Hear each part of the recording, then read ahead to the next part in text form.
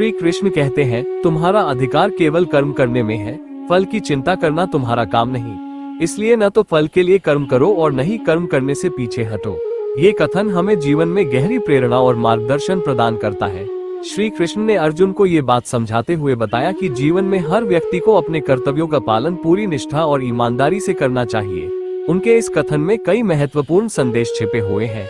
कर्तव्य पर ध्यान केंद्रित करो। श्री कृष्ण ने ये समझाया कि हमारा ध्यान केवल अपने काम पर होना चाहिए। परिणाम की चिंता करना हमारी ऊर्जा को कम करता है और हमें भ्रमित करता है। यदि हम पूरी लगन और समर्पण से काम करें तो सफलता अपने आप मिलती है।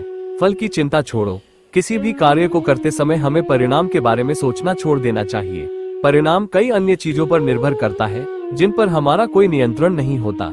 इसलिए अगर हम केवल अपने कर्म पर ध्यान दें तो हमारी मानसिक शांति बनी रहती है। निस्वार्थ भाव से काम करो। श्री कृष्ण कहते हैं कि जो कार्य हम बिना किसी स्वार्थ के करते हैं वही सबसे अच्छा कार्य है।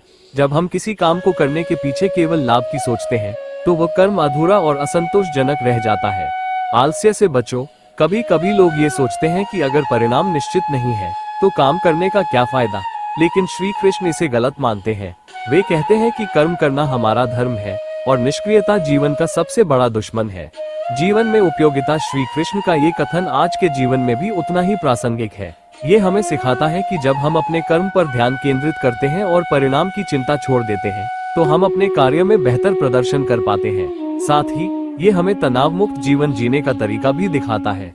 ये प्रेरणादायक कथन हमें ये याद दिलाता है कि जीवन में सफलता केवल कर्म करने से मिलती है और परिणाम अपने आप हमारी मेहनत के अनुसार आता है।